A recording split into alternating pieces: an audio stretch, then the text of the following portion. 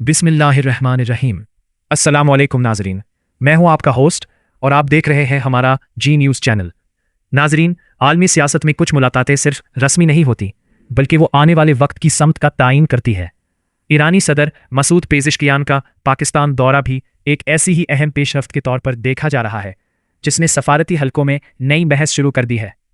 ऐसे वक्त में जब खित्ते में बड़ी सियासी तब्दीलियां सामने आ रही हैं, ईरानी सदर का इस्लामाबाद आना कई अहम पैगामात दे रहा है। ये दौरा सिर्फ पाकिस्तान और ईरान के ताल्लुकात तक महदूद नहीं, बल्कि तवानाई, तिजारत, सिक्योरिटी और खित्ते के मुस्तकबिल से जड़ा हुआ है। नाजरीन, पाकिस्तान और ईरान के ताल्लुकात तारीख, सकाफत और मुश्तरका सरहदों पर मबनी है।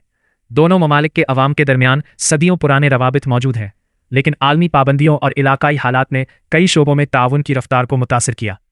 इस दौरे में सबसे अहम मामला तवानाई का है। ईरान पाकिस्तान गैस पाइपलाइन मंसूबा कई सालों से जेर बहस है।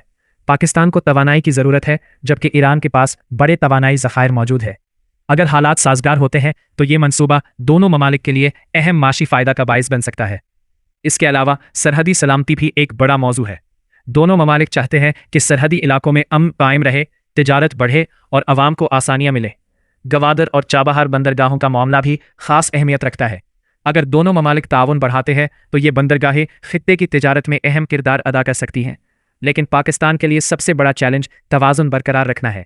एक तरफ ईरान एक अहम हमसाया मुल्क है, जबकि दूसरी तरफ आलमी ताकतों और माशी शराकतदारों के साथ ताल्लुकात भी अहम है। सदर पेज़ेश्कियान का दौरा इस बात की निशानदही करता है कि खित्ते के ममालिक नए रास्ते तलाश कर रहे हैं।